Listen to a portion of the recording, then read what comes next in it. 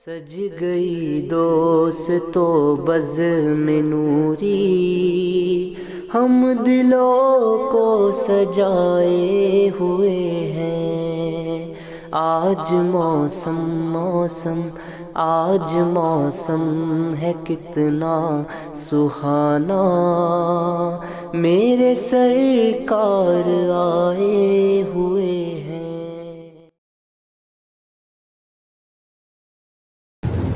معزز و مکرم سامعین، السلام علیکم ورحمۃ اللہ وبرکاتہ۔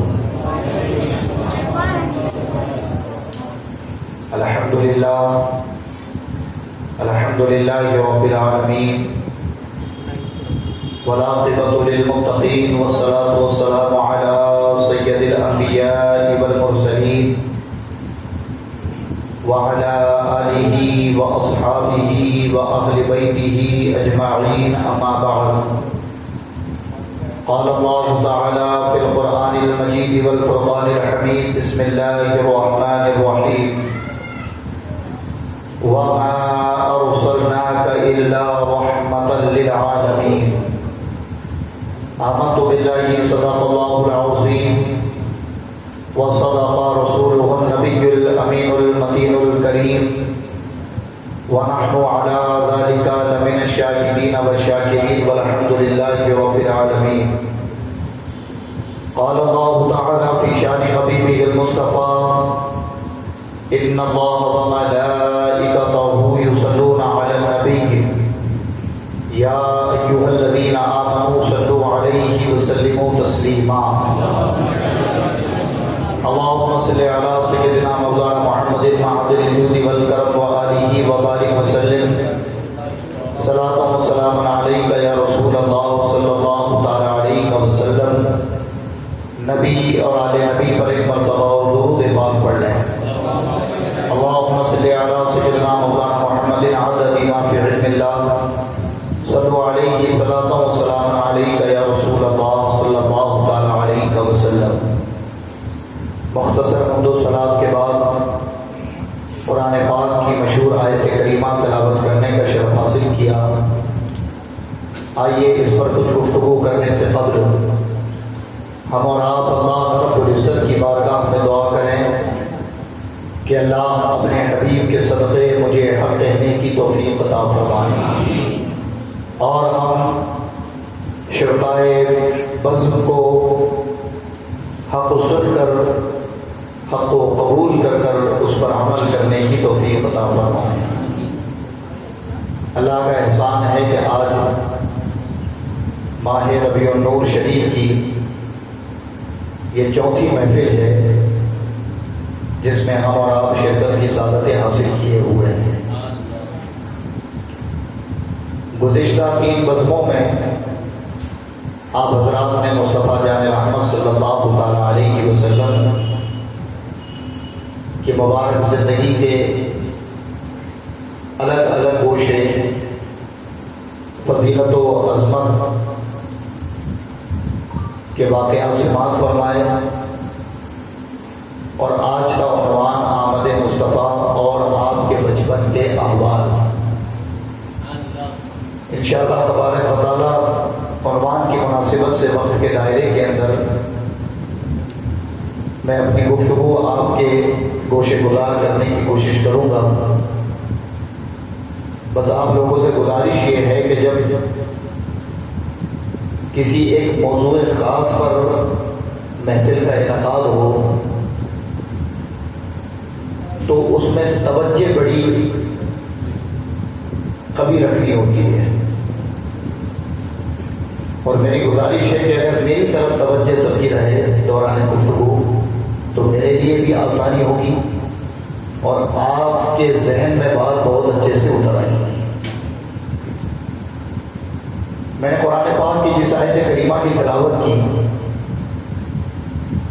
عام طور پر جب بھی میلاد مصطفیٰ پر کوئی خطیب بیان کرتا ہے تو اسی آیت مبارکہ کو عام طور پر موضوع سخن بنایا جاتا ہے، اور وہ آیت مبارکہ کیا ہے؟ وما ارسلناک الا رحمۃ للعالمین، کہ تحقیق کہ ہم نے آپ کو نہیں بھیجا مگر تمام عالمین کے لیے رحمت بنا کر۔ یعنی عام ترجمہ اس کا یوں ہے کہ اے محبوب ہم نے آپ کو تمام عالمین کے لیے رحمت بنا کر بھیجا۔ یہ رحمت ہے کیا؟ جس کا ذکر اللہ رب العزت مصطفیٰ کی ذات سے منسلک کر کر بیان کرتا ہے۔ تو اگر ذہن کو حاضر رکھ کر سنیں تو اس ایک آیت مبارکہ میں ہمارے جملہ عقیدوں کی اصلاح ہے اور جملہ عقیدوں کی تقویت موجود ہے۔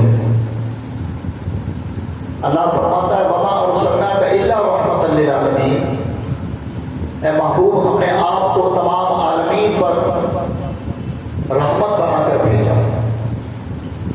اور رحمت کا بالکل آسان معنی ہے مہربانی کرنے والا، مہربان بنا کر بھیجا۔ اب یہ آیت مبارکہ قرآن پاک میں صبح و قیامت تک ہے، اور اللہ فرماتا ہے کہ ہم نے تمام عالمین کے لیے آپ کو مہربانی کرنے والا بنا کر بھیجا۔ تو ظاہر ہے کہ جو مہربان ہوتا ہے اس کے لیے کچھ اصول ہوتے ہیں، کچھ ضوابط ہوتے ہیں۔ سب سے پہلا اصول مہربان کے لیے یہ ہے کہ وہ زندہ ہو۔ سمجھ آئی بات؟ ایک مہربان کے لیے سب سے پہلا ضابطہ اور قانون ہے کہ وہ زندہ ہو۔ اگر وہ زندہ نہ ہو تو مہربانی نہیں کر سکتا، وہ خود کسی کی مہربانی کا محتاج ہوتا ہے۔ اور اگر رب کہہ رہا ہے کہ محبوب ہم نے آپ کو مہربانی کرنے والا بنا کر بھیجا، تو قرآن پاک کی یہی آیت مصطفیٰ کی حیات کو بھی ثابت کر رہی ہے اور بتا رہی ہے کہ محبوب آپ زندہ ہیں تبھی تو مہربانی ہو رہی ہے۔ تو مہربان کے لیے سب سے پہلا ضابطہ اور قانون کہ اس کا زندہ ہونا ضروری ہے۔ پھر دوسرا کہ مہربان کا قریب ہونا ضروری ہے۔ اگر مہربان قریب نہ ہو تو مہربانی نہیں ہوتی۔ تو ظاہر ہے کہ میرے نبی کا قریب ہونا یہ ضروری ہے، تبھی تو رب کہہ رہا ہے کہ ہم نے آپ کو مہربانی کرنے والا بنا کر بھیجا۔ تو مصطفیٰ قریب ہیں، اور کتنے قریب؟ کل بتایا النبی اولیٰ بالمؤمنین من انفسہم، کہ اے مومنو رسول تو تمہاری جانوں سے بھی زیادہ قریب ہے۔ تو مہربان کے لیے ایک دوسرا ضابطہ یہ ہے کہ وہ قریب ہو تبھی مہربانی کرے گا۔ اور رب فرماتا ہے کہ محبوب ہم نے آپ کو رحمت بنا کر بھیجا، مہربانی کرنے والا بنا کر بھیجا۔ تیسری چیز کہ مہربان کے لیے زبانوں کا جاننا ضروری ہے۔ اگر مہربان زبانوں کو نہ جانے تو پھر وہ مہربانی نہیں کر سکتا۔ اسی لیے کہ اگر کسی کی زبان عربی ہو اور اس سے جو مخاطب ہے وہ عربی نہیں جانتا، تو ظاہر ہے کہ جب کوئی اس سے عربی میں مہربانی اور مدد طلب کرے گا اور عربی زبان اسے معلوم ہی نہیں، تو ظاہر ہے کہ پھر اس کی مدد و امداد نہیں ہو سکتی۔ مدد طلب کرنے والے کے لیے بھی لازم ہے کہ وہ زبان کو جانے، اور مدد کرنے والے کے لیے بھی لازم ہے کہ وہ زبان کو جانے۔ تو قرآن کی یہ آیت بتا رہی ہے کہ ایک مہربان کے لیے ضابطہ ہے کہ وہ زبانوں کو جانے۔ گویا مصطفیٰ اگر رحمت للعالمین ہے تو وہ دنیا کی تمام زبانوں کو بھی جانتے ہیں، تمام زبانوں کو سمجھتے بھی ہیں۔ اب اگر کوئی اردو زبان میں مصطفیٰ کو یاد کرے تو میرے آقا اس کے یاد کرنے کو بھی سن رہے ہیں۔ مصطفیٰ کا ذکر کسی اور زبان میں بھی وہ کرے تو مصطفیٰ جان رحمت اپنے اس ذاکر کا ذکر سن رہے ہیں۔ تھوڑا کم کر دو اس کو، سمجھ آ رہی ہے کہ مائک کی آواز اچھے سے؟ مجھے ایسا محسوس ہو رہا ہے کہ آواز زیادہ تیز ہو گئی ہے۔ تو زبان کا جاننا بھی ایک مہربان کے لیے ضروری ہے. اچھا پھر ایک ضابطہ اور کہ مہربان کا سننا ضروری ہے. کیا ضروری ہے؟ سننا ضروری ہے. اگر مہربان نہیں سن سکتا تو وہ تو خود کسی کی مہربانی کا محتاج ہوا, اسے کسی کی مدد کی ضرورت ہے. اور رب فرماتا ہے اے محبوب ہم نے آپ کو تمام عالمین کے لیے مہربانی کرنے والا بنا کر بھیجا. تو مہربان کے لیے شرط ہے کہ وہ سنیں. اب اگر مصطفیٰ جان رحمت کے لیے ہم یہ عقیدہ رکھیں کہ دور و نزدیک کے سننے والے وہ کانے لالے کرامت پہ لاکھوں سلام, تو ہمارا عقیدہ یہ من گھڑت عقیدہ نہیں ہے, بلکہ قرآن بتا رہا ہے کہ محبوب اگر آپ کو ہم نے رحمت للعالمین بنا کر بھیجا, مہربان بنا کر بھیجا ہے, تو ایک مہربان کے لیے سننا ضروری ہے. اور اگر وہ نہ سنے تو مہربانی نہیں کر سکتا. تو گویا قرآن بتا رہا ہے کہ نبی سنتے بھی ہیں. اور پھر اللہ نے قید کیا لگائی ہے؟ عالمین. عالم نہیں کہا, ہم نے آپ کو تمام عالمین کے لیے رحمت بنا کر بھیجا, مہربانی کرنے والا بنا کر بھیجا. پھر ایک ضابطہ اور کہ مہربان کا دیکھنا بھی ضروری ہے. سمجھ آ رہی ہے بات؟ اچھا مجھے ایسا کیوں لگ رہا ہے کہ میں ایسے لوگوں کے بیچ میں تقریر کر رہا ہوں کہ جو بالکل کچھ بھی نہیں جانتے ہیں؟ ایسا محسوس کیوں ہو رہا ہے آج؟ ایسا لگے یہ جو اصل میں فضیلت ہے تو سنیں گے, لیکن یہ عقیدے سے متصل بات ہے. اور اس کو اگر آپ ذہن و دماغ کی طرف توجہ دے کر سنیں گے تو یہ بات بہت اچھے سے سمجھ آئے گی. میں کیا عرض کر رہا تھا؟ ایک مہربان کا دیکھنا بھی ضروری ہے. اگر مہربان جو مہربانی کرنے والا ہو اگر وہ نابینا ہو تو وہ تو خود کسی کی مہربانی کا محتاج ہوگا. وہ کسی پر مہربانی بلکہ لوگ اس پر مہربانی کریں گے. تو مہربان کے لیے یہ ضابطہ ہے کہ اگر وہ کسی پر مہربانی کرے تو اس کا دیکھنا ضروری.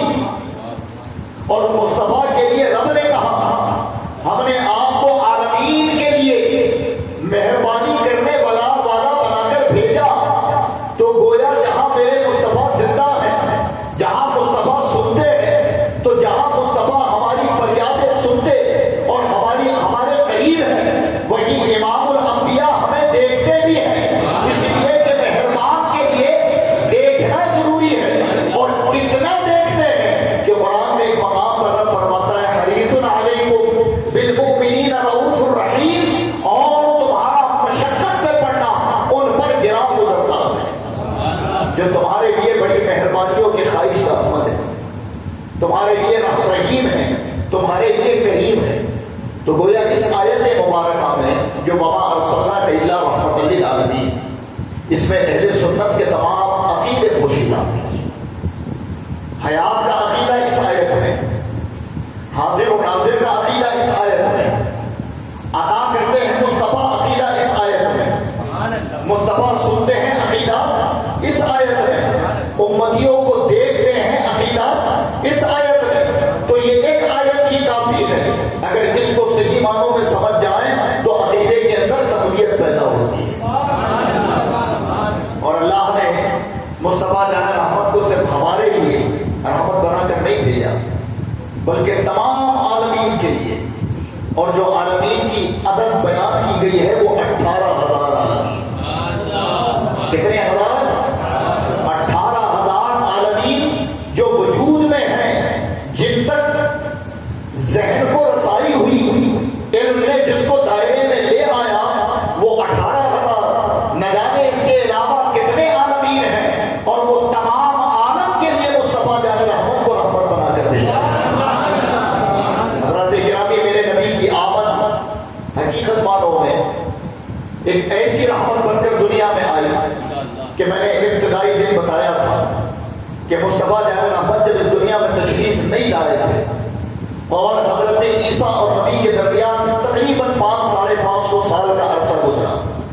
اس درمیان روئے زمین پر کوئی نبی موجود نہ تھا, کوئی کوئی ہادی اور رہبر موجود نہیں تھا، اور اس لمبے عرصے میں لوگوں نے حضرت ابراہیم و اسماعیل کی تعلیم بھی بھلا دی، اور جو خطہ حضرت عیسیٰ کا ماننے والا تھا انہوں نے اپنے پیغمبر حضرت عیسیٰ کی تعلیم بھی بھلا دی، اور پھر انسان جہالت کی ایک ایسی گھٹا ٹوپ اندھیریوں میں چلا گیا کہ انسان تو موجود تھے لیکن ان کے اندر انسانیت موجود نہیں، یہ وحشیوں کی طرح زندگی گزار رہے، ایک دوسرے کا خون بہا کر انسان اپنے اندر فخر محسوس کرتا تھا، غریب اپنی غربت کو کوستا تھا، اور امیر اپنی دولت کے نشے میں ایسا مگن تھا کہ ان کے اندر سے احساس مر چکا تھا، یعنی پوری دنیا ایک وحشی زندگی جی رہی تھی، ایک بھیانک دور تھا کہ جانوروں سے بھی بدتر انسانوں کا طریقہ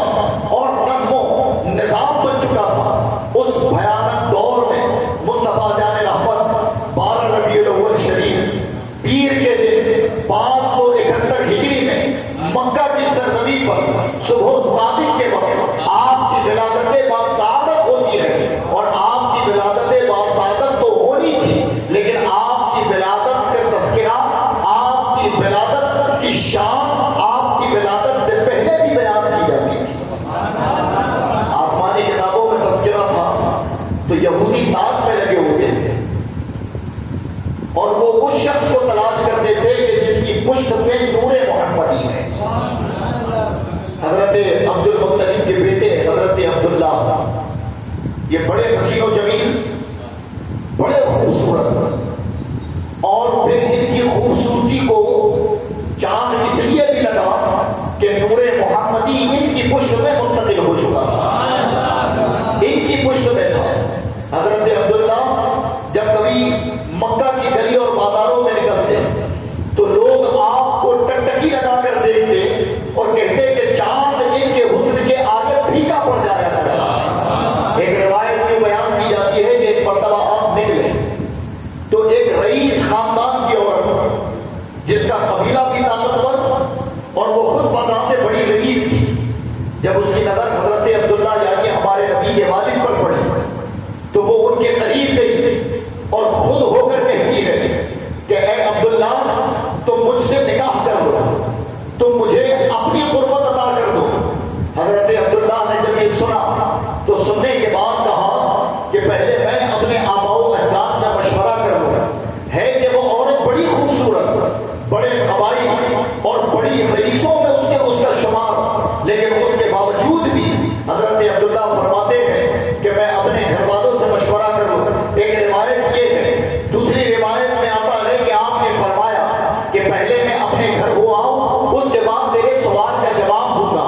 حضرت عبداللہ اپنے گھر پہنچے اور پھر گھر والوں نے حضرت آمنہ رضی اللہ تعالیٰ عنہا سے آپ کا رشتہ کر دیا تھا، ان سے آپ کا نکاح ہوا، اور نکاح کے چند دنوں بعد پھر حضرت عبداللہ کا گزر اسی راستے سے ہوا، اسی عورت کو پھر آپ نے دیکھا تو اب طریقہ بدل گیا تھا، پہلے وہ عورت آئی تھی دعوت لے کر، اب حضرت عبداللہ گئے اور کہا لے اب میں بری ہو چکا ہوں، میں نے اجازتیں بھی مانگ لی، اب تو میرے نکاح میں چاہے تو آ سکتی ہے۔ تو وہ عورت حضرت عبداللہ کی پیشانی کو دیکھتی ہے اور دیکھنے کے بعد کہتی ہے اے عبداللہ تو اس دن آیا تھا تو بات کچھ اور تھی اور آج آیا ہے تو بات کچھ اور ہے۔ کہا بات سمجھ نہیں آئی، کہا میں تیرے خاندان کی وجہ سے، تیری جوانی کی وجہ سے، تیرے حسن کی وجہ سے تجھ پر فدا نہیں ہوئی تھی، بلکہ اس سے پہلے جب تو آیا تھا تو تیری پیشانی میں ایک نور تھا جس کی چمک نے مجھے اس کا عاشق بنا دی،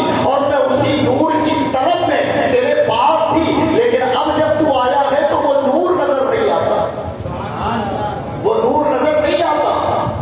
حضرت عبداللہ نے یہ سنا وہ چلے گئے، جبکہ وہ نور جس کی چمک پر وہ عورت فدا تھی وہ نور کسی اور کا نہیں بلکہ ہمارے نبی کا نور تھا جو آپ کی پیشانی میں تھا، اور وہ منتقل ہو چکا تھا۔ حضرت آمنہ رضی اللہ تعالی عنہا کے بدن اقدس میں آپ حاملہ ہوئی، آپ فرماتی ہیں کہ جس دن سے مجھے حمل ٹھہرا، حال یہ ہے کہ میرے کانوں میں صدائیں پڑا کرتی تھی، اور وہ صدائیں یہ ہوتی تھی کہ اے آمنہ تجھے مبارک ہو کہ تیری گود سے جو دنیا میں آنے والا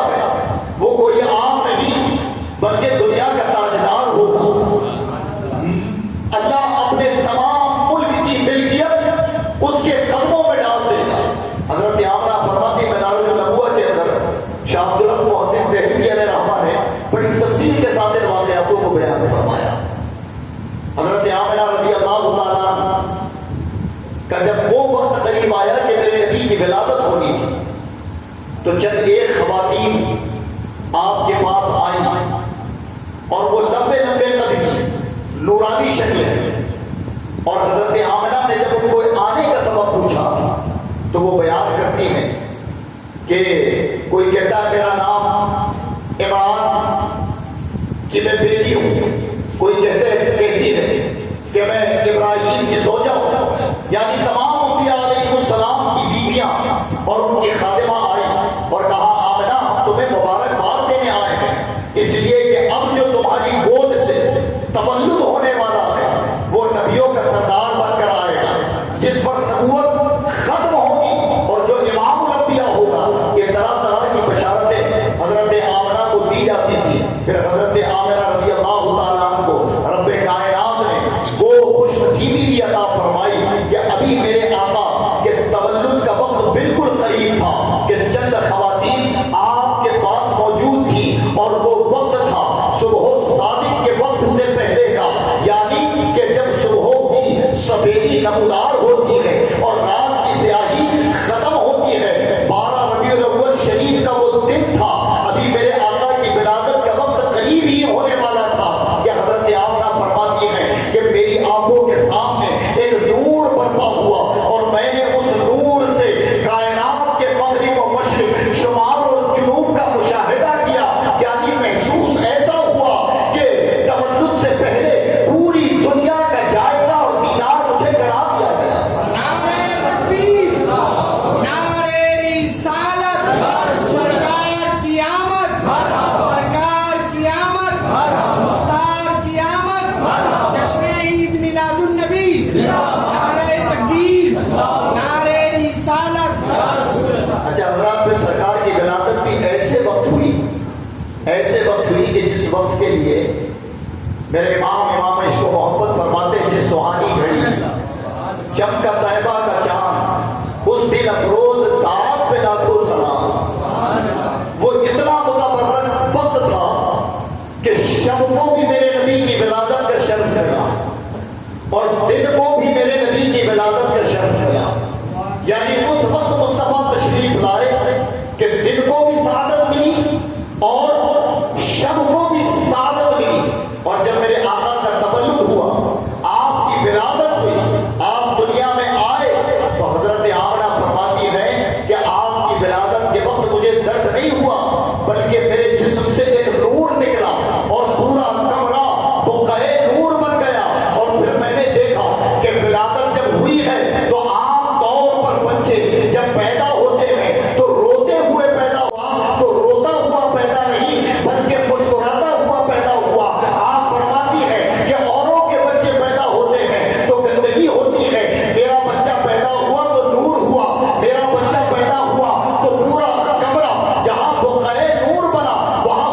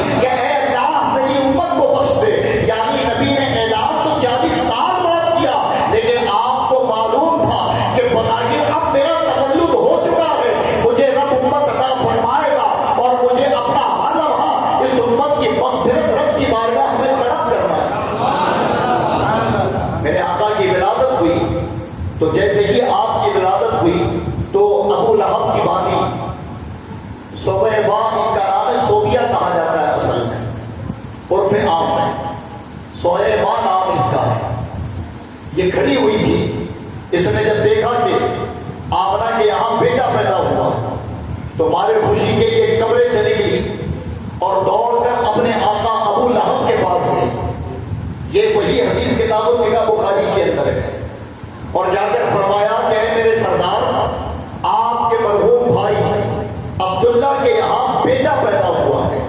بس اسی خوشی میں ابو لہب نے آزاد کر دیا تھا.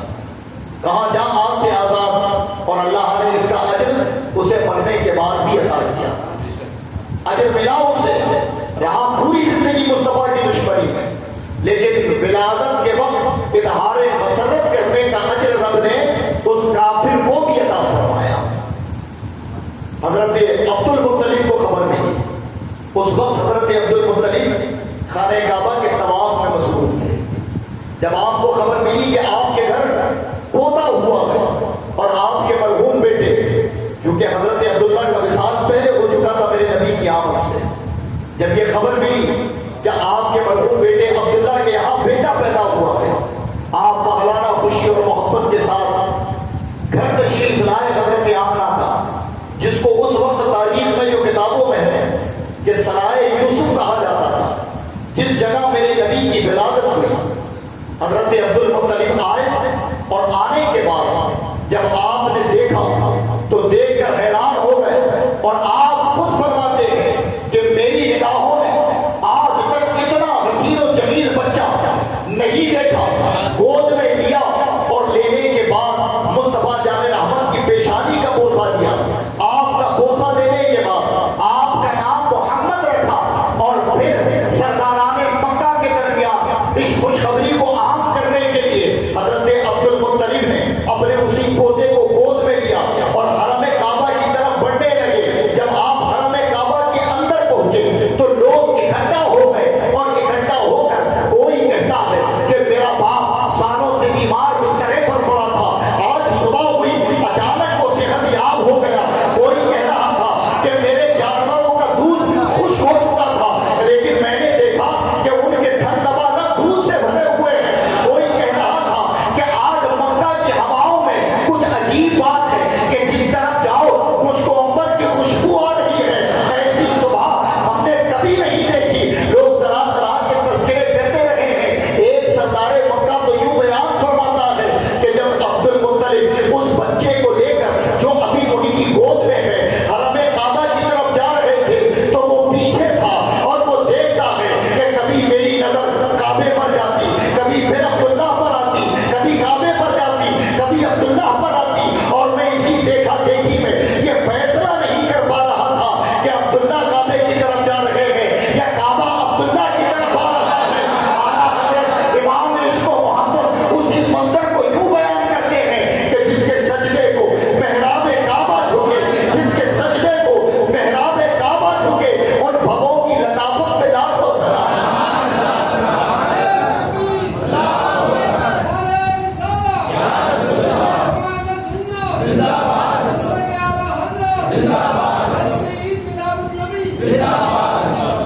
کہ وہ بیان کرتے ہیں کہ میری نظریں یہ فیصلہ نہیں کر رہی تھی کہ عبد المطلب کعبے کی طرف جا رہے ہیں یا کعبہ عبد المطلب کی طرف جھکا چلا آ رہا ہے.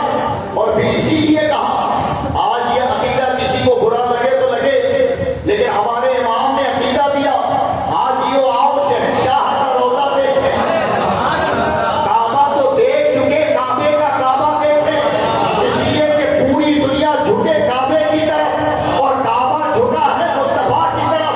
تو ظاہر ہے کہ جب مصطفیٰ بچے تھے تب جھکا, جب نبوت کا اعلان کیا ہوگا تو پھر حال کیا ہوگا. اسی لیے کہا اعلیٰ حضرت مکے میں کیا کہتے ہیں کہ غور سے سن تو لگا, کعبے سے آتی ہے صدا, میری آنکھوں سے میرے پیارے کا روزہ دیکھ.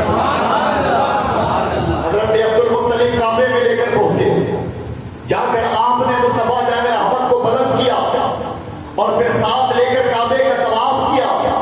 ظاہر ہے کہ اس دن کعبہ جھوم رہا تھا, اور یہ واقعہ بھی موجود کہ جیسے ہی عبد المطلب کعبے کے اندر نبی کو لے کر پہنچے تو جتنے بڑے بڑے بت تھے وہ منہ کے بل گر پڑے, وہ منہ کے بل زمین پر آ گئے, اور کعبہ جھوم کر کہہ رہا تھا اے لوگوں, اب مجھے بتوں سے پاک کرنے والے مصطفیٰ آ گئے. اب میرے درمیان خدا کی ثنائیں بلند کی جائے گی, رب کی تکبیر بلند کی جائے گی. حضرت عبد المطلب نے مصطفیٰ کو کعبے کا طواف کرایا, لوگوں سے ملاقات کرائی, اور پھر واپس لے کر چلے آئے. اب حضرت آمنہ کی گود میں جب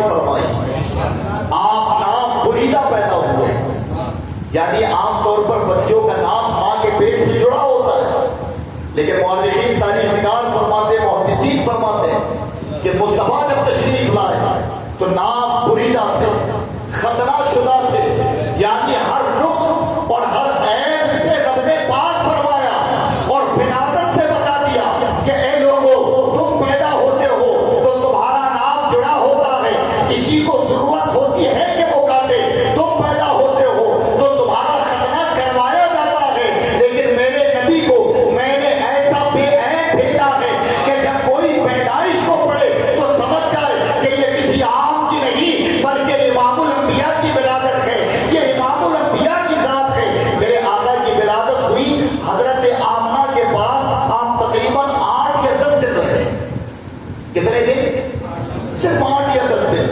یہ تاریخوں میں اختلاف، بعض جگہ تو 4 دن بھی لکھا ہے، اتنے ایام رہے۔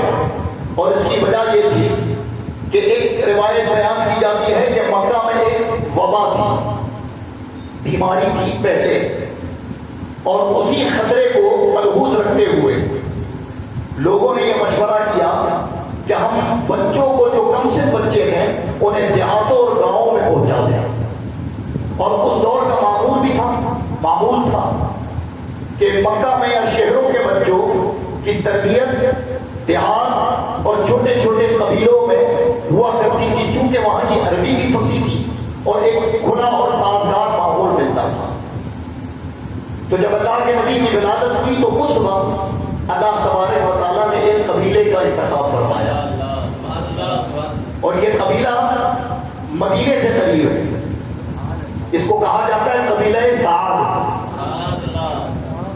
یہ مدینے سے قریب ہے، مکہ اور مکہ شریف اور مدینے کے درمیان ایک الگ روٹ، لیکن مدینے سے قربت ہے اسے۔ یہ قبیلہ سعد نامی ایک قبیلہ، اس قبیلہ سعد میں رہتی تھی حضرت حلیمہ، اسی لیے انہیں کہا جاتا ہے حلیمہ سعدیہ، کہ وہ قبیلہ سعد کی رہنے والی ہے۔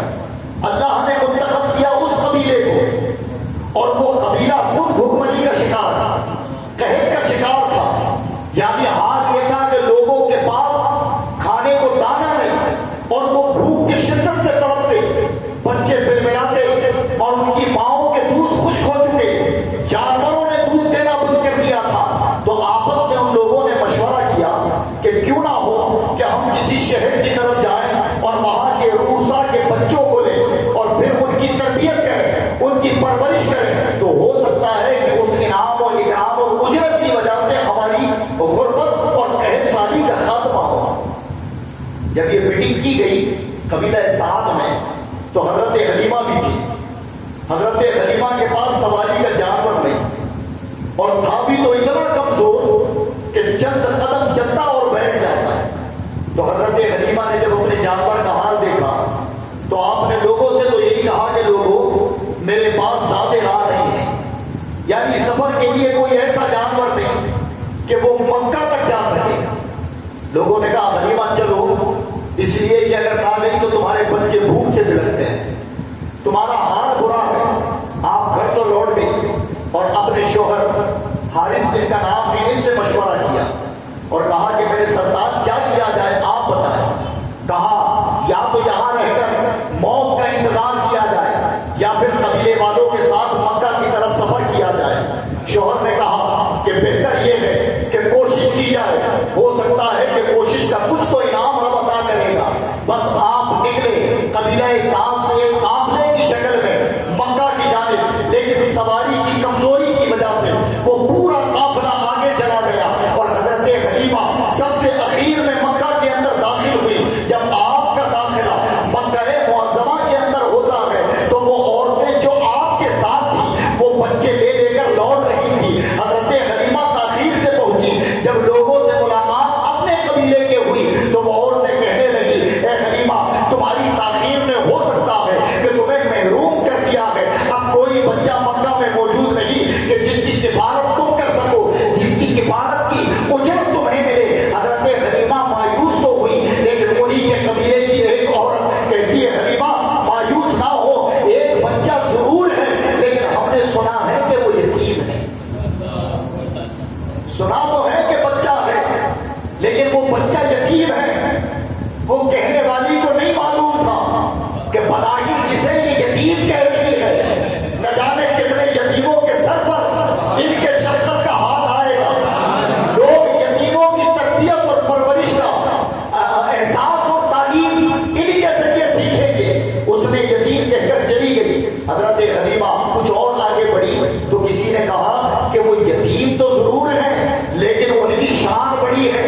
وہ جب سے آئے تو مکہ میں انہی کا چرچا ہے, لوگ ان کی ولادت کے تذکرے کرتے ہیں. حضرت حلیمہ نے کہا اب جو بھی ہو اللہ کی مرضی, وہ جو ادا کرنے والا کرے گا.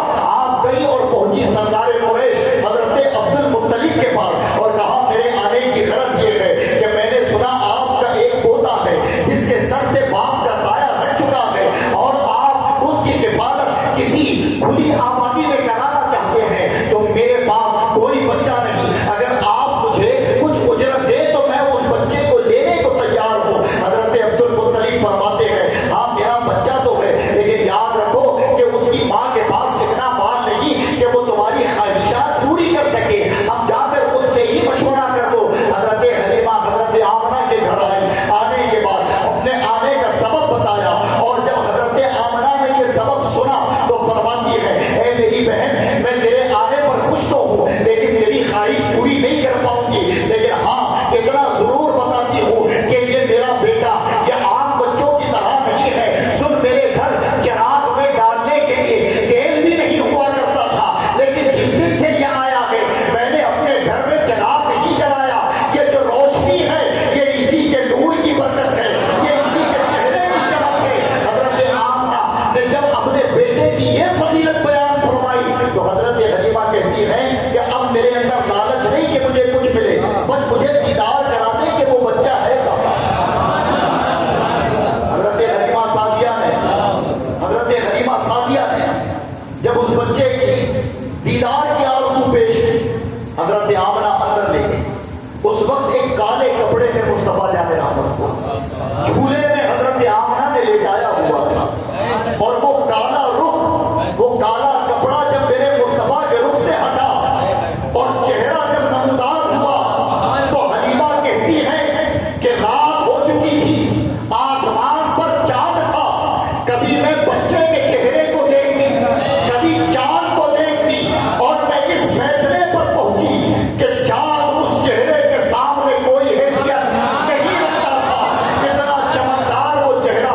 حضرت حلیمہ ان کی عاشق ہو گئی اور کہا بس اسے مجھے گود میں دے دیں. حضرت حلیمہ نے گود میں لیا اور جیسے ہی گود میں لیا تو کمال کیا تھا کہ ابھی وہ اپنے بچوں کو دودھ نہیں پلا پاتی تھی لیکن مصطفیٰ کی آمد تھی کہ وہ اتنی سیر ہو گئی کہ آپ نے فوراً مصطفیٰ جان رحمت کو دودھ پلانا چاہا. پھر ایک واقعہ یہ بھی بیان کیا جاتا اور مدارج النبوہ کے اندر بھی موجود ہے کہ آپ نے ایک جانب جب مصطفیٰ کو دودھ پلانا چاہا اللہ کے نبی نے نہیں پیا اور دوسری جانب بائیں جانب جب پلایا تو اللہ کے نبی اب دودھ پینا شروع کرتے ہیں. آپ متعجب ہو گئی یعنی تجسس میں ڈوب گئی کہ آخر وجہ کیا ہے. ایک جانب پیا ایک جانب کو ترک کر دیا.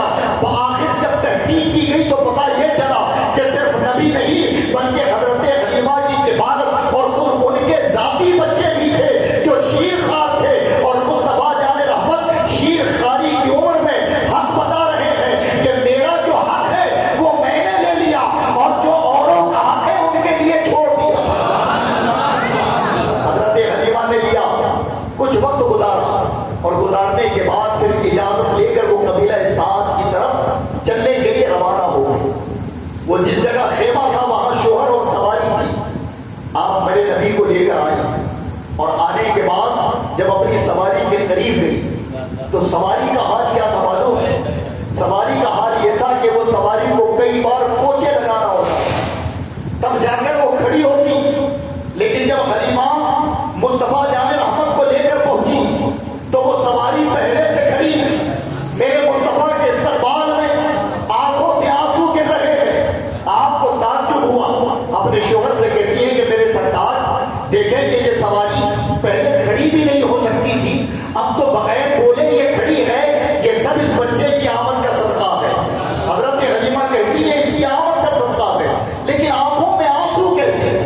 یہ روتی کیوں ہے؟ تو محسوس یہ ہوا کہ ایک سفر لمبا، نقاہت تھی، کمزوری تھی، ہو سکتا ہے کہ جسم کے درد یا تکلیف کی وجہ سے روتی ہو، لیکن حضرات حقیقت میں یہ میرا وجدان کہتا ہے کہ وہ درد و تکلیف سے نہیں رو رہی تھی، بلکہ وہ تو اپنے مقدر پر ناز کر کر خوشی کے آنسو بہا رہی تھی کہ اے رب، اس مشقت کا انعام آج تو نے مجھے عطا کر دیا کہ میں صبح قیامت تک ذاکروں کی زبان پر رہوں گی کہ میرے اوپر کسی اور نے نہیں بلکہ تیرے محبوب نے سواری فرمائی۔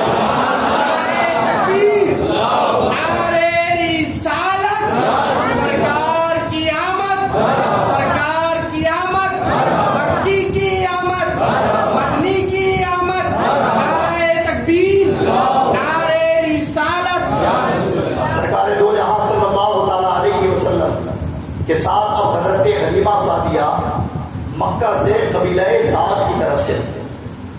اب حال سنیں کہ وہ سواری جو سب سے پیچھے تھی اور باقی لوگ نکل چکے تھے، اب جب اس کی رفتار اور چلنے کا طریقہ تھا تو جتنے پہلے نکلے تھے یہ تماموں کو پیچھے چھوڑتی ہوئی آگے بڑھتی چلی جاتی۔ راستے میں کسی نے پوچھ لیا، اے حلیمہ کیا مکہ سے کوئی نئی سواری لے لی؟ تو حضرت حلیمہ فرماتی ہیں سواری وہی ہے لیکن سوار بابرکت آ گیا ہے۔ ابھی تک یہ اپنی مرضی سے چلتی تھی، اب کسی اور کی مرضی سے چل رہی ہے، سب کو پیچھے چھوڑا، آگے نکل گئے۔ اب کسی نے راستے میں سوال کر لیا، اے حلیمہ کیا بات ہے کہ جس جانب سے تمہارا گزر ہوتا ہے وہ راستہ خوشبو سے معطر ہوتا چلا جاتا ہے، وہاں خوشبو پھیل جاتی ہے، آخر کیا وجہ ہے؟ خوشبو تم نے خریدی ہے؟ حضرت حلیمہ فرماتی ہیں میں نے خوشبو نہیں خریدی، یہ تو اس مبارک بچے کا کرم ہے کہ جب سے یہ میرے پاس آیا جس راستے سے گزر ہوتا ہے وہ راستہ خوشبو سے معطر ہوتا چلا جاتا ہے۔ امام عشق و محبت کسی واقعے کی تشریح فرماتے ہیں اور کہتے ہیں ان کی مہک نے دل کے غنچے کھلا دیے ہیں، جس راہ چل دیے ہیں کوچے بسا دیے ہیں۔ حضرت حلیمہ کا جہاں پہ گزر ہوتا وہ راستہ خوشبو سے معطر ہوتا۔ اور حضرات پھر میرے نبی کا کرم دیکھیں کہ جہاں جہاں سے سواری گزرتی، جہاں اگر سوکھا پڑا ہوتا تو وہ سوکھے کھیتوں میں سبزہ نکل آتا، وہ ہریالی آ جاتی۔ اور یہ سفر ہوا، یہ سفر کرتے کرتے آپ قبیلہ سعد پہنچے۔ ابھی قبیلہ سعد کے اندر داخلہ ہونے والا تھا کہ وہ کئی دنوں سے قحط کا شکار، بھوکمری کا شکار، جانور لاغر ہو چکے تھے، لیکن میرے نبی کی سواری پہنچی ہے اور باران رحمت اتنا برسا کہ پورا قبیلہ اور اطراف کے قبائل پانی سے سیراب ہو گئے اور ہر جانب ہریالی کی ہریالی نظر آنے لگی۔ لوگوں کو معلوم ہو گیا کہ یہ کسی اور کا کمال نہیں، جو حلیمہ بچہ لائی ہے یہ اس بچے کی آمد کا صدقہ ہے کہ رب کریم نے ہمیں بھوکمری اور قحط سے نجات دلا دیا۔ اب میرے آقا قبیلہ سعد پہنچے ہیں اور قبیلہ سعد میں حضرت حلیمہ کے گھر ہیں اور حضرت حلیمہ پر رب کا وہ کرم ہے کہ ایک چراگاہ جہاں حضرت حلیمہ کی بکریاں چرتی، باقی کسی چرگاہ میں ہریالی کا نام نہیں۔ تمام لوگ حضرت حلیمہ کی چرگاہ کی طرف اپنے جانور اور اپنی بکریوں کو پہنچاتے ہیں۔ حضرت حلیمہ کا گھر لوگوں کے لیے شفا خانہ بن گیا، یعنی لوگوں کے اس دیہات اور قبیلے کے لوگوں کی عقیدت کہ جو انہوں نے مصطفیٰ کے کمالات دیکھے پورے سفر میں، تو اگر کوئی بیمار ہوتا تو وہ لے جاتے پانی پیالے میں اور مصطفیٰ کے پیروں سے مسکرا کر بیماروں کو پلاتے، کوئی اپنے بیماروں کو لے جاتا اور آپ کے مس ہوئے کپڑے کو بیمار پر لگاتا، بیمار سے غدیاب ہوتا۔ دیکھتے دیکھتے حالم یہ ہوا کہ حضرت حلیمہ کے گھر صبح سے شام تک ایک جمع غفیر جمع ہونے لگا، لوگوں کی بڑی بڑی تعداد جمع ہونے لگی۔ آپ پریشان ہو گئے تو آپ نے کیا کیا کہ اپنے دروازے کے سامنے ایک گڑھا کھدوایا، اس میں پانی بھروایا اور پھر مصطفیٰ کے دونوں قدموں کو اس میں ڈوب دیا اور ڈوب کر نکالا اور کہا اے قبیلے کے لوگوں، اب جسے بھی محمد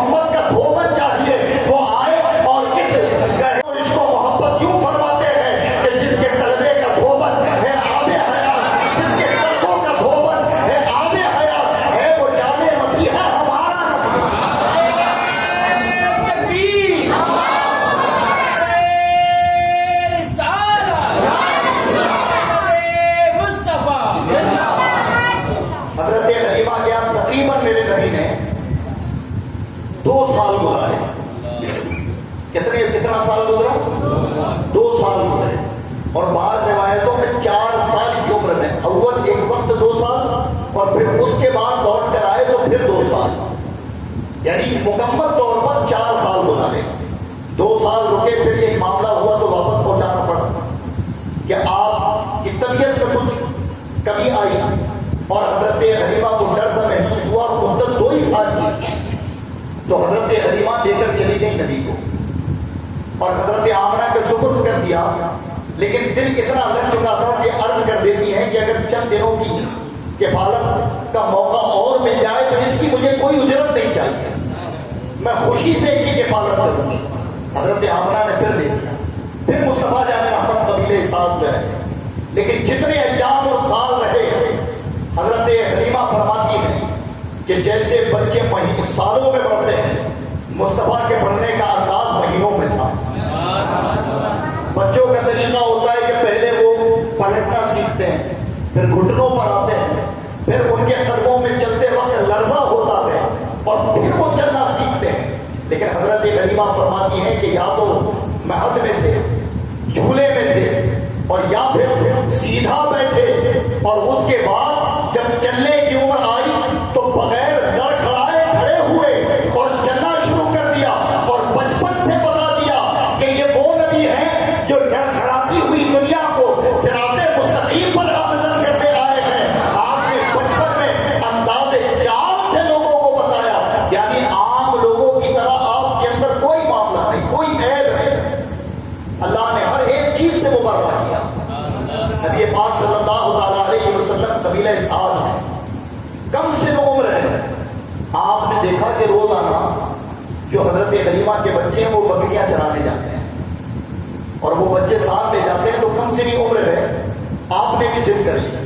اچھا ایک اور بڑا پیارا واقعہ سنا ہے، یہ میں بھول گیا، یہ آ گیا کہ جب آپ حضرت حلیمہ کے گھر تھے تو جھولے میں حضرت حلیمہ ڈال دیتی اللہ کے رسول کو، اور آپ فرماتی ہیں کہ اگر کبھی سطر کھل جاتا تو نبی آواز دیتے، یعنی روتے، رونے کی آواز کرتے، تو میں سمجھ جاتی کہ آپ کا سطر کھل چکا ہے تو آ کر ڈھانپ دیتی.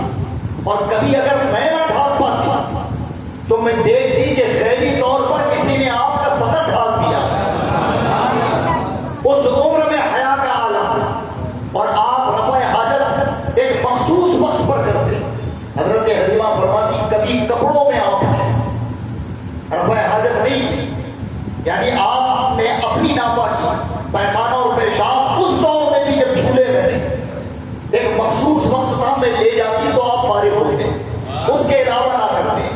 اور حضرت حلیمہ ایک مرتبہ کا واقعہ بیان کرتی ہے کہ رات کی 14ویں کا چاند تھا، میں نے جھولے میں ڈالا ہوا تھا اور پھر میں نے دیکھا کہ آنکھیں تو بند ہیں لیکن ہاتھ آسمان کی طرف ہے، انگلی آسمان کی طرف ہے، اور کبھی وہ انگلی پیر کی طرف جاتی پیتانے، کبھی سرہانے، کبھی اس سمت جاتی کبھی اس سمت جاتی، ہر سمت انگلی گھومتی. تو میں نے دیکھا کہ آنکھیں بھی بند اور انگلی سے اشارہ بھی. تو اسی دیکھنے میں میری نظر تھوڑی اوپر اٹھی اور میں نے آسمان میں چاند کو دیکھا. تو چاند جس طرف انگلیاں جاتی اس طرف چاند جاتا. حضرت حلیمہ اس کو دیکھ کر بڑی تعجب میں ہو گئی، اور ظاہر ہے کہ آپ نے میرے نبی کا یہ کمال دیکھا، لیکن اسی کمال کو امام پاک امام عشق و محبت نے اتنے پیارے انداز میں فرمایا. آپ فرماتے چاند جھک جاتا جدھر انگلی اٹھاتے مہد میں، کیا ہی چلتا تھا اشاروں پر کھلونا نور. مصطفیٰ جان رحمت جس جانب انگلیاں کرتے چاند آسمان میں اس طرف گھومتا. بہرحال بکریاں چرانے جاتے تھے آپ کے جو حلیمہ کے بچے تھے. ایک مرتبہ کم سی عمر میں آپ نے بھی کہہ دیا، کہا امی ہم کو بھی جانا ہے. تو کہا بیٹا ہم کون ہوتے ہیں تمہیں اجازت دینے والے، تم بھی چلے جاؤ. ایک عجیب واقعہ سنیں. جب عام طور پر بکریاں روز کھولی جاتی تھی تو انہیں کھولتے تھے اور وہ جنگلوں کی طرف لیکن آج مصطفیٰ بھی ہیں. بکریوں کو جب کھولا گیا تو وہ باہر تو نکلی لیکن چہرہ مصطفیٰ کا دیدار کر رہی ہے, آگے بڑھنے کو تیار ہے. انہیں ہٹالا گیا لیکن اس کے باوجود بھی وہ جانے کو راضی نہیں. دیکھا کہ وہ آگے ہیں, نبی پیچھے ہیں. اللہ کے نبی سمجھ گئے مصطفیٰ جان رحمت آگے ہو گئے اور آپ چلنا شروع کر دیا. تو اب وہ بکریاں مصطفیٰ کے پیچھے پیچھے چلتی ہیں. اور شام کے وقت جب لوٹ کر آئے تو حضرت حلیمہ کے بچے جنگل کی داستان اپنی ماں کو سناتے ہیں. کہتے ہیں امی آج ہم نے عجیب و غریب معاملہ دیکھا. ہم دیکھتے کہ درخت کا سایہ کسی اور جانب ہے اور بھائی محمد کسی اور جانب ہے. تو درخت اپنا سایہ بدل کر جس جانب یہ ہوتے وہاں سایہ کر لیتا. ہم دیکھتے کہ جنگل کے پتھر جس سے پیر چھل جایا کرتے تھے, لیکن ہم نے دیکھا کہ جس جگہ ان کے قدم پڑتے وہ پتھر بھی موم کی طرح ہو جایا کرتے تھے. پھر ہم یہ بھی عجیب بات دیکھتے کہ روز تو جانور جنگلوں میں چرا کرتے تھے, لیکن جب سے یہ جا رہے ہیں وہ کھانا پینا چھوڑ کر ان کے ارد گرد بیٹھ جاتے ہیں اور بس ان کا دیدار کرتے ہیں. یہ ماجرا ہمیں سمجھ نہیں آتا. اچانک حال یہ ہوا کہ کچھ دنوں تک نبی جنگل نہیں گئے, بکریاں لے کر نہیں گئے. تو حضرت حلیمہ کی ایک بکری کو شیر اٹھا لے گیا, غائب ہو گئی وہ, اور سب سے قیمتی بکری تھی. آپ کے بھائی عبداللہ جو رضائی بھائی تھے حضرت حلیمہ کے بیٹے, وہ آئے اور آنے کے بعد اپنی ماں کو کہتے ہیں کہ اماں آج غضب ہو گیا کہ ہماری جو قیمتی بکری تھی اسے شیر لے گیا. گھر میں کچھ افسردگی ہوئی, لیکن دوسرے دن جب یہ معمول کے مطابق چلے تو اللہ کے نبی فرماتے ہیں آج پھر ہم چلیں گے. اللہ کے نبی ساتھ گئے اور ساتھ جانے کے بعد اس مقام پر کھڑے ہو کر آپ کہتے ہیں یا ابا الحارث, اے شیر کو بکری کہاں ہے, لے آ. بس اتنا کہنا تھا کہ وہ شیر اپنے منہ میں بکری کا کان دبائے ہوئے بارگاہ مصطفیٰ میں چلا ہے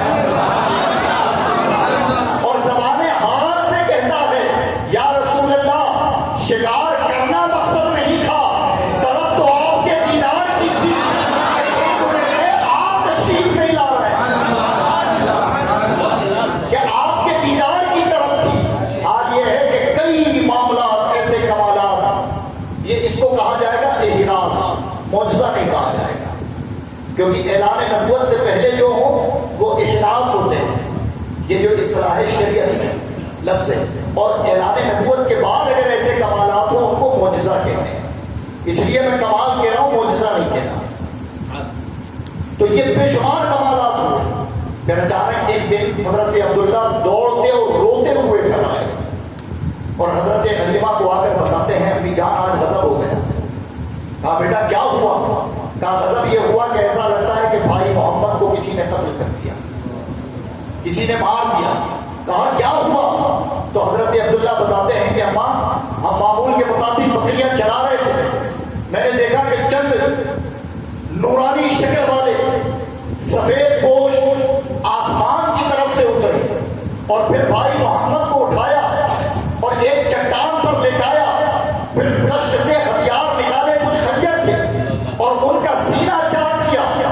اور جب ہم نے یہ دیکھا تو پھر ہم بھاگ آئے. اس کے بعد کیا ہوا ہمیں معلوم نہیں. حضرت حلیمہ نے یہ سنا تو سننے کے بعد بے تحاشا وہ دوڑ گئی جنگل کی طرف, اور جب پہنچی تو کیا دیکھتی ہے کہ مصطفیٰ جان رحمت اسی پتھر پر بیٹھے ہیں اور چہرے آسمان کی طرف ہے اور چہرے پر مسکراہٹ ہے. آپ نے سانس لی اور جب قریب گئی تو جا کر کہتی ہے بیٹا کیا ہوا تھا؟ یہ تو کہتے ہیں کہ کسی نے تمہیں قتل کر دیا. تو نبی یہ بات فرماتے ہیں کہ وہ کوئی دیر اللہ کی جانب سے آئے, مجھے اس چٹان پر لٹایا, میرا سینہ چاک کیا, میرے سینے سے کچھ نکالا اور پھر کچھ اس میں ڈالا, اور ڈالنے کے بعد پھر اپنے ہاتھ پھیرے, میری جو کیفیت تھی وہی ہو گئی اور میں یہاں بیٹھا ہوا ہوں. حضرت حلیمہ نے اس وقت جانا کہ اس پر کوئی جادو کا اثر ہو گیا, کسی نے جادو کر دیا. لیکن اصل میں بات کچھ اور تھی. اس واقعے کو قرآن بیان کرتا ہے اور کہتا علم نشرح لک صدرک, اے محبوب کیا ہم نے آپ کے لیے آپ کا سینہ چاک نہیں فرمایا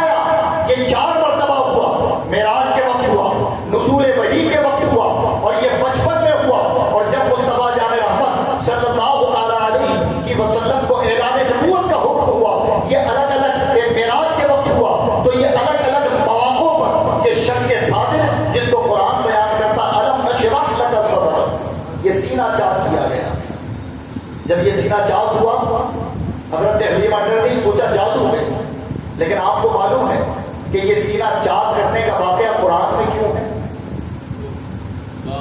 کیوں ہے قرآن میں کہ سینہ چاک کیا گیا؟ اس کی تفصیل بہت ساری ہے، لیکن یہ قرآن میں کیوں ہے؟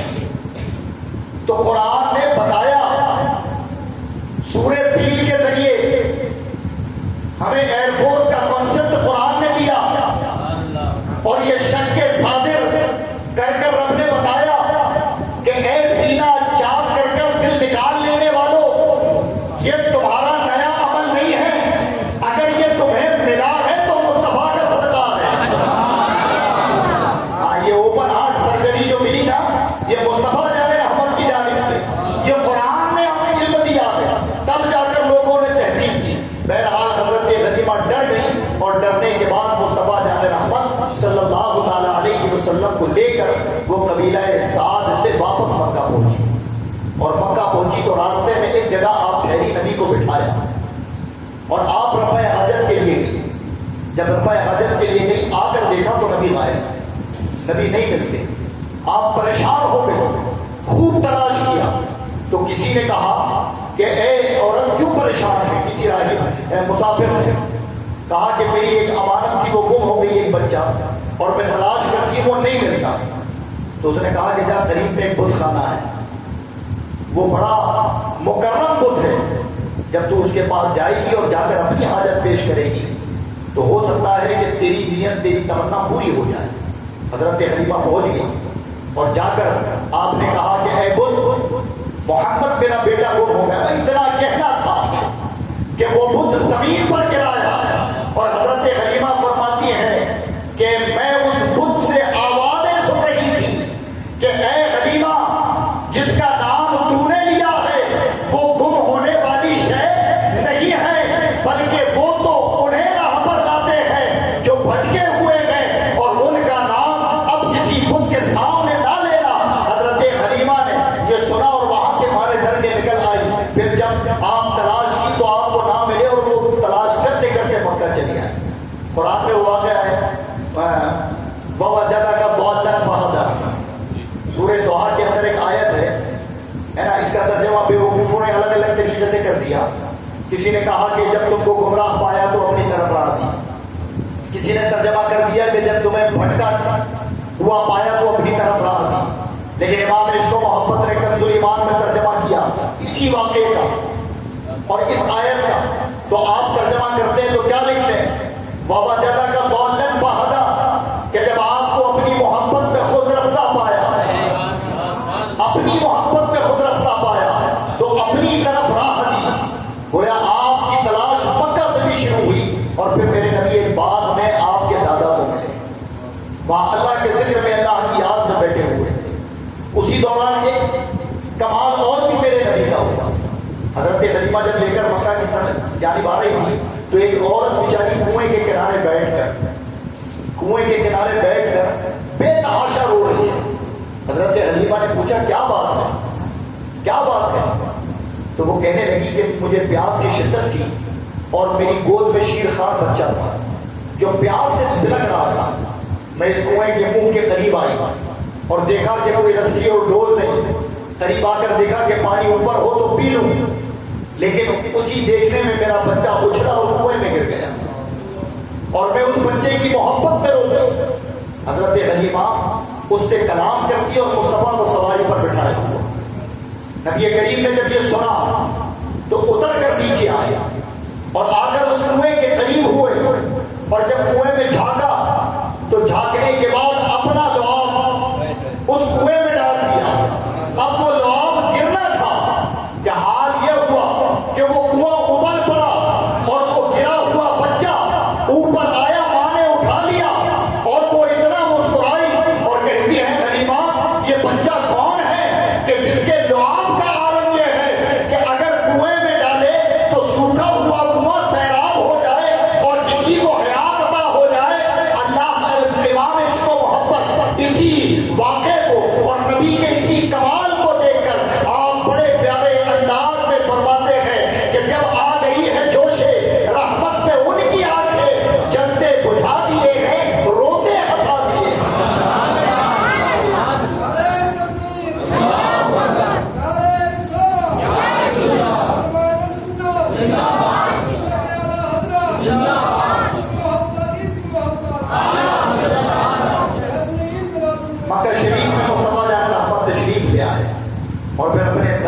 کفالت میں زندگی گزاری، دادا کے ساتھ رہے اور 8 برس کی عمر میں آپ کے دادا جو سردار قریش عبد المطلب تھے ان کا وصال ہو گیا۔ پھر پوری زندگی حضرت ابو طالب نے آپ کی کفالت کی اور اتنی شفقت اور مہربانی کے ساتھ آپ کو پالا کہ جب آپ کی شفقت و مہربانی دیکھی جائے تو اس میں حال یہ ہوتا ہے کہ ابو طالب فرماتے ہیں ایک مرتبہ بچوں نے کہہ دیا کہ جب سے محمد آئے ہیں تو ہمیں ان کے بعد کھانا کیوں دیا جاتا ہے، ہم یہ نہیں کہتے کہ انہیں بچا ہوا دیا جائے، پہلے ہمیں ان کا نکال دیا جائے پھر ہمیں کھلایا جائے۔ تو ابو طالب فرماتے ہیں کہ بچوں تمہیں معلوم نہیں کہ جب تک وہ نہیں آئے تھے تو ایک وقت کھاتے تھے ایک وقت بھوکے رہتے تھے، یہ ان کے آنے کا صدقہ ہے کہ رب تمہیں دونوں وقت سیراب کرا دیتا ہے۔ دنیا نے یہ کہا تاریخ نگاروں میں کہ ابو طالب نے مصطفیٰ کو پالا، لیکن کوئی ابو طالب سے پوچھے تو حضرت ابو طالب بیان کریں گے کہ میں نے مصطفیٰ کو نہیں بلکہ مصطفیٰ نے میرے ساتھ میرے گھرانے کو پالا ہے۔ نبی کی برکت۔ بہرحال اس کے بعد کے واقعات سیرت سے متصل ہیں اور کئی ایک واقعات ہیں جسے آپ سنیں گے تو یہ بچپن کے چند ایک احوال ہمارے نبی کے ہیں اور کئی ساری فضیلتیں بچپن کی موجود ہیں اور جس کے لیے بڑا وقت درکار چاہیے۔ میں نے بڑے اختصار کے ساتھ آپ لوگوں تک نبی کے بچپن کے احوال پہنچانے کی کوشش کی۔ اللہ تبارک و تعالیٰ ہم سب کی شرکت کو قبول فرمائے۔ کہنے میں اگر مجھ سے کوئی شرعی غلطی باتیں ہوئی ہو اللہ معاف فرمائے۔ استغفر اللہ ربی من کل ذنب واتوب الیہ، لا الہ الا اللہ محمد رسول اللہ۔